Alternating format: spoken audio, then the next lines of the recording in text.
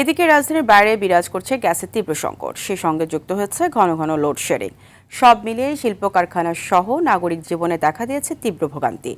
ময়মনসিংহ, চট্টগ্রামে গ্যাস সংকটে শিল্প কারখানায় উৎপাদন ব্যাহত হচ্ছে। ভালুকায় গ্যাসের চাপে 20টি কারখানার শ্রমিকদের ছুটি দেওয়া হয়েছে। এদিকে মহেশখালীর এলএনজি টার্মিনালের জটিলতায় চট্টগ্রামের সরবরাহ কমে 150 মিলিয়ন ঘনফুটে নেমেছে। নারায়ণগঞ্জ, টঙ্গী ও আশুলিয়া অঞ্চলেও গ্যাস সংকটের কারণে শত শত কারখানার উৎপাদন চরম অনিশ্চয়তার মুখে পড়েছে। অন্যদিকে নেত্রকোনায় ঘন ঘন লোডশেডিংয়ের কারণে ব্যাহত হচ্ছে কৃষকদের সেচ কার্যক্রম। বিদ্যুৎ বিভ্রাটে সবজি ও ফসলের উৎপাদন নিয়ে শঙ্কায় পড়েছেন কৃষকরা।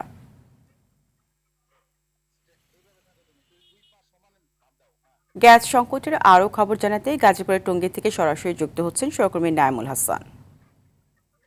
নাইমুল, গ্যাস সংকটের প্রভাবে টঙ্গীতে কেমন দেখছেন? এছাড়া সেখানকার জনজীবন এখন কি অবস্থা জানাবেন। আজকে কিন্তু সাপ্তাহিক ছুটির দিন, অর্থাৎ শনিবার থাকা সত্ত্বেও কিন্তু আমি যে ফিলিং স্টেশন অর্থাৎ এখানে দাঁড়িয়ে আছি, সেখানে কিন্তু গ্যাসের তীব্র সংকট আছে। তাছাড়া টঙ্গীর যে ফিলিং স্টেশন গুলো, সেগুলোতে আসলে ঘন্টার পর ঘন্টা দাঁড়িয়ে থেকেও কিন্তু গ্যাসের যে চাপ, সেটি কিন্তু পাচ্ছেন না এখানটা যারা গ্যাস নিতে এসেছেন।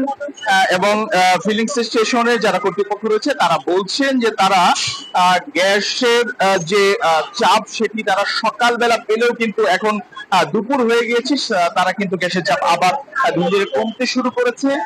তাছাড়া আজকে শনিবার পোশাক শিল্পের যে সহযোগী প্রতিষ্ঠানগুলো, সেই প্রতিষ্ঠানগুলোতে কিন্তু গ্যাসের চাপ নেই এবং তারা কাজ করতে পারছেন না। আমি গতকাল বিভিন্ন কারখানায় ঘুরে দেখেছি।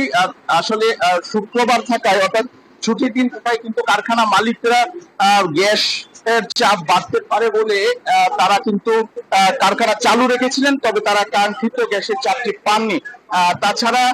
তাছাড়া কারখানা কর্তৃপক্ষ আমাদেরকে জানিয়েছেন যে এভাবে যদি চলতে থাকে তাহলে লোডশেডের মাত্রা কিন্তু আরো বাড়বে। আর তাছাড়া আমি যে ফিলিং স্টেশনটিতে দাঁড়িয়ে আছি, সেখানে কিন্তু আমার পেছনে প্রায় শতাধিক গাড়ি ঘন্টার পর ঘন্টা দাঁড়িয়ে আছে এবং তারা যে পরিমাণ গ্যাসের চাহিদা রয়েছে, তারা সর্বোচ্চ আজ 200 টাকা পর্যন্ত গ্যাস নিতে পারছে। আর এর জন্য 3 থেকে 4 ঘন্টা কিন্তু দাঁড়িয়ে থাকতে হচ্ছে। তো এই ছিল গাজীপুরের টঙ্গী থেকে গ্যাস সংকটের সর্বশেষ। নাইমুল, আপনাকে ধন্যবাদ।